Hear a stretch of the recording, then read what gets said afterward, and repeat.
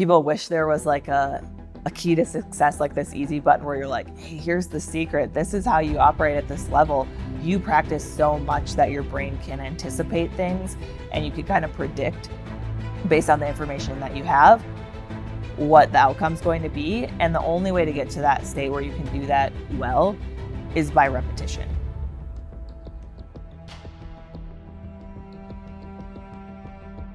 Coming from flying the F-16 for over 7 years and then going to the Thunderbirds, I felt like I was starting over. Like I was trying to learn something that felt so difficult initially. My brain just couldn't keep up, right? You would get what we always call a helmet fire, which is where you feel like your brain's just like, smoke would be coming out of your ears if it could, because your brain is just over task saturated. You're just overloaded. But with time and repetition, you got to the point where you could make very thought out decisions in very short amount of time.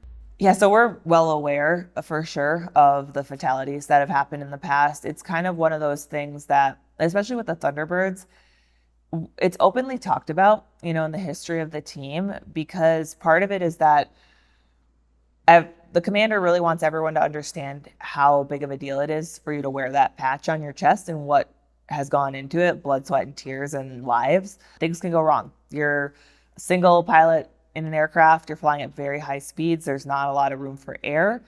And then you go to the Thunderbirds and you're flying at just as fast speeds, if not faster, in a much less forgiving environment. But you can go unconscious and hopefully you wake back up in time to recover the aircraft before it impacts the ground, right? And not everyone has. There have been fatalities, even in that setting, doing that thousands of feet above the ground. So kind of put that in perspective, as a fighter pilot in a gray squadron, which is, a combat squadron where the aircraft are painted gray, we might do a high G turn up at 10,000 feet or higher. And so there's always this risk when you're pulling 9 Gs of G-locking. And G-locking is a G-induced loss of consciousness. So that's when so much pressure is being put on your body that it's stronger than your heart's ability to pump blood to your brain. And so the blood gets forced out of your head and you black out. And for people that have seen Top Gun, they have a G-lock scene in the movie. So that already sounds serious and dangerous, right? And now go to the Thunderbirds. As the left solo, one of the maneuvers that I flew was the max turn. And that is pulling up to 9 Gs. I wouldn't sustain it for the full 360 degrees, but I was anywhere between 7.5 and 9 that whole time. And now my minimum altitude is 100 feet. So compare 100 feet to 10,000 feet. Okay. If a G-lock was to happen, there's zero recovery chance.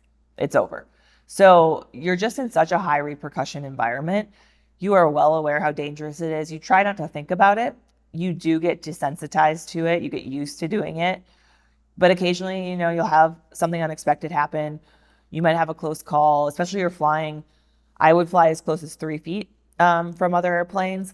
The Diamond pilots, which are number 1 through 4, I was number 5 and number 6 at different points on the team. They get as close as 18 inches from each other.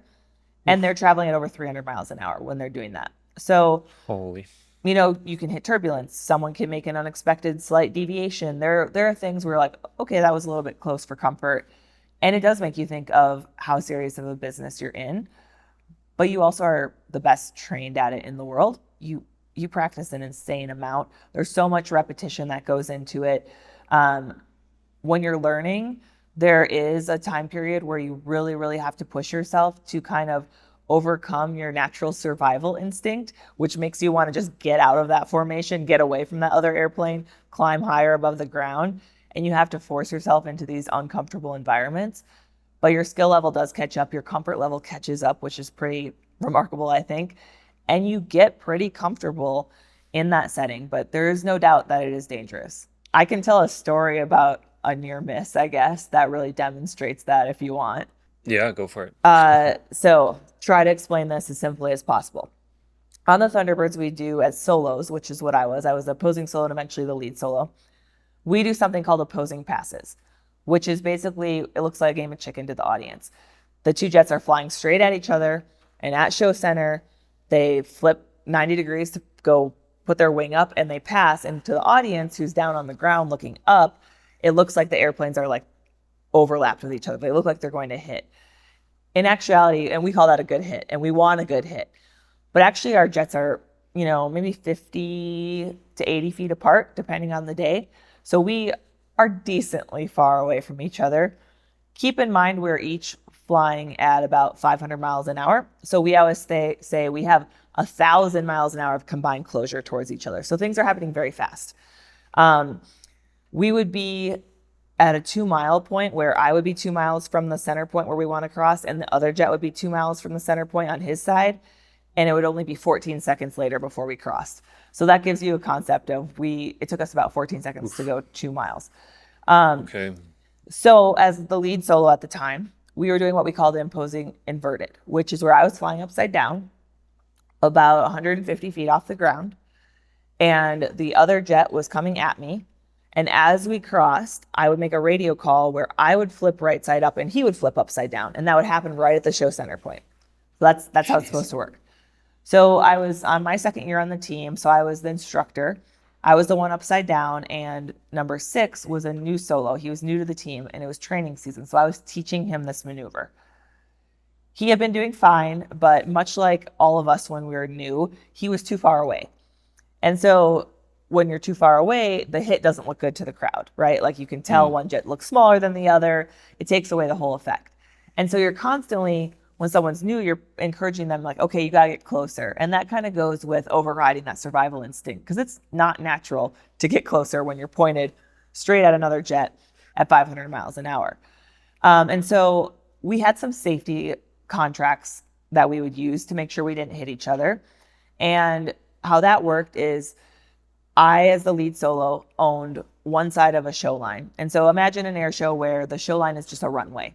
So you're in the crowd, you see a runway out in front of you, that's where all the jets are doing their maneuvers. I would own the side closest to the audience. Number 6 would own the side further away from the audience. If something happened where our timing was really off, we lost visual of each other, so all of a sudden you're like, where'd the other jet go? Which could happen because it's a small airplane and it's pointed straight at you. It's hard to see, especially because it's painted white. You would just move to your side. And so instead of having this nice, close, impressive hit to the audience, we would be far away, but we would be safe. And that's, the ultimate goal is to do this safely. So that was our contract. So I'm upside down. We're approaching each other and I can see his jet in my display, which is what I look through where my airspeed, altitude, all that stuff is. I'm hanging in the harness, right? My braid's hanging out the back of my helmet. The waist belt is the only thing like holding me in upside down. And normally his aircraft would be right in the middle of my display. And as he got closer, it would be very last minute where it would start to move and go past me. I realized that he is not moving. He's exactly in the center of my heads up display and he has not drifted at all towards his side. And so I realized that he is not offsetting as much as he needs to. He's been too far away and he's about to be way too close, like going to hit me too close. And so in my head, I'm like, okay, we have a contract for this. I need to move my jet towards my side of the line, the safe side of the line that I own, which is towards the crowd. However, I'm upside down, where left is now right, and we are out over a training range north of Las Vegas, where it's just brown desert. There is no crowd out there. Our show line is not a runway. It's a bunch of Connex containers, like shipping containers from the back of a truck lined up. The right side of it and the left side of it look identical. It's just flat brown dirt. And so while I'm hanging upside down, I suddenly have this realization that I am not 100% sure what side of the line is mine. And I know if I move my jet with my rudder, so I like move it left or right without banking my wings, if I move it to the wrong side, we're both going to move last second to the same side. We're going to hit each other. Like that is the highest risk area. And so I make a decision to not move. And all of this decision making and thought process and everything happens in maybe 2 seconds. And so I hold my spot and last second I see I'm upside down, right? So he's going to pass under the belly of my airplane where I can't see him because I can't see through the floor of the airplane. So I see him coming. His jet gets very, very big. And then I see him start to roll his wings as he disappears. And I don't say anything. I'm supposed to make a radio call there for us to flip positions. I don't say anything because I'm in like shock right now. I'm like, oh, well, we didn't hit each other. Gosh. I'm still alive. We're still good. And I roll upright. And eventually I make the radio call for us to clear the line. It took me a second to regroup. We ended up flying the rest of the flight. We did a bunch of other maneuvers. We still trained for like 30 more minutes. We went home, we landed. I met him on the ramp as we got out of our jets. And before I could even say anything, he was just like, I am so sorry. He knew what he had done. It also scared him. He scared himself. He never did that again.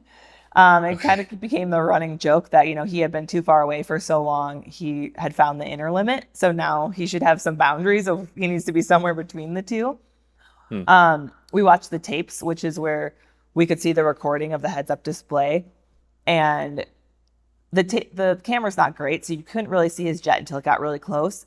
And when it got close, I've never seen another aircraft that big recorded on that camera in my entire career.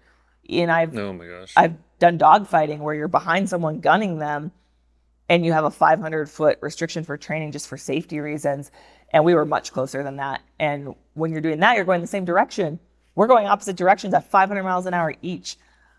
I will never know how close our airplanes got to each other, but really damn close. If we had hit each other, it would have just been game over for both of us.